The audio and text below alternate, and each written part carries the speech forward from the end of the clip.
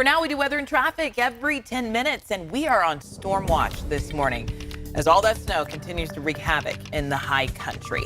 Heavenly Ski Resort has confirmed a skier died on the Expert Trail. 46-year-old Wesley Whalen of New York died at the California Lodge base area, and we still do not know the cause of death.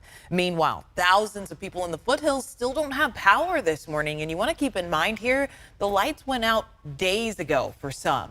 This as another storm is on the way. Yeah, that's key. There's no break here, maybe today, but before that storm arrives, the Department of Water Resources is conducting its third snow survey of the season. Video of last month's survey. There is the area up there, up in the high country, and there they go. We're expecting really good results regarding the snowpack and also the drought. And we have team coverage on these winter storms ahead of the snow survey. Bridget is live in Nevada County this morning. Jordan monitoring road closures and conditions, and Rob is tracking the severity of this next storm. So Rob, how should we stay prepared ahead of this one?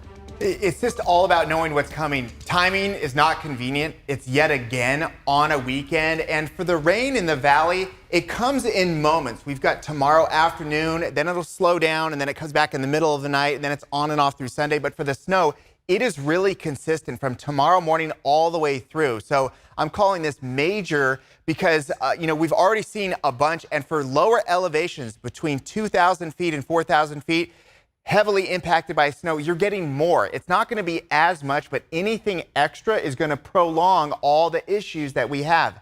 Impassable roads, power outages, either ongoing or new ones. And I could go on and on, but that's the area I'm most concerned about of all the areas, along with just continued heavy snow and major snow problems up high as well. Now, what we've got in the valley spots is a nice way to start the day. Temperatures in the 30s, very little wind, and not many visibility issues. We've got some foggy issues in and around South Lake Tahoe, but that's about it for right now. A clear day. Once the sun comes up, we're in good shape. Now, this system has everything that it needs to come in here and cause some issues.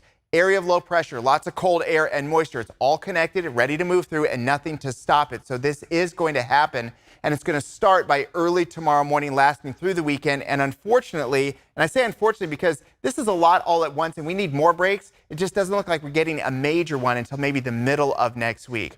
So for more on the heavily impacted area that I'm most concerned about, we're going to talk to Bridget Bjorlo. Bridget, first of all, 5 out of 5, you've been up in the mountains every single day this week, and you've been able to track before these storms get here, and then, of course, the aftermath. And unfortunately, so many people, thousands of people are without power, and they're just seeing everything come down around them. Rob, it really feels like the never-ending storm. We've been hammered with snow since it first started last week, and now more is on the way. This part of Grass Valley has already seen 2 feet of snow, and it is expected they're going to get 1 to 2 additional feet in the coming days. All that snow has to go somewhere. Much of it is sitting on rooftops like this one that run the risk of caving in. That's exactly what happened here. As you can see, this metal roof is on its side. This roof collapsed, and this is just one of many on the street we are standing on here in Grass Valley. It's why snow removal crews have been out here in droves clearing the snow from these rooftops to prevent more damage to these neighborhoods. But the issue is time. They are racing against the clock to clear these areas. Some homes have already experienced damage, from cracks and rooftops to even ceilings experiencing dips. The added challenge for a neighborhood like this one in a mobile home park is that a lot of the people living here are either seniors or disabled, and sometimes they don't have the money or support for some help. I've never seen it like this before. I've been here over 40 years. The people that are disabled and trying to get out, that's my concern, because I could afford, hiring these 2 guys to do my roof, and a lot of these people are really, really Social Security, and that's it. So a lot of these people are living on fixed incomes, and they just don't have the money to pay for a lot of these snow removal crews, even though the property management has been giving out numbers encouraging them to call. But as we take another look out live, you're looking at about 1 foot of snow just layered on garages, on rooftops throughout the town of Grass Valley. So many people are just not able to get those crews out here to clear it. The only good news is that the management team out here has been sending out snow plows periodically to clear the actual streets getting to the homes. So that part of it looks good. The main roads look clear as well. But Jordan, when you're dealing with snow like this that is freezing over as temperatures dip, I mean, this is rock solid. That can quickly turn to black ice and create some really slick conditions on the roads. What are you seeing out there on the traffic front? Exactly, Bridget. And you know, when we have this cycle of freeze and thaw, yesterday in the foothill communities, many places were hitting 50 degrees yesterday. With sunshine as well. So that snow thaws and turns to water and then freezes overnight. And there's a lot of really windy roads, hilly areas through the foothills as well. So if you live in one of those communities, watch out for that this morning as well, as we see really chilly morning so far. And then this weekend as well, as we brace for more snow. This is like the really important in-between time where we can prepare for things. If you're headed up toward the high country, prepare for that by, getting sand, getting all the things that you need. And if you live in the foothills, just preparing and knowing for what's to come this weekend. In the valley, though, we are seeing some really quiet traffic conditions, and even on I-80 and Highway 50 headed up toward the High Sierra this morning, but very different story as we move throughout the weekend.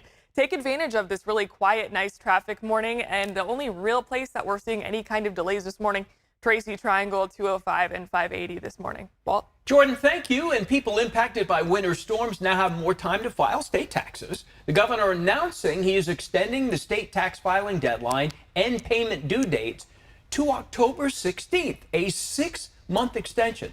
All this comes after he announced a tax relief measure in January for federal tax filing.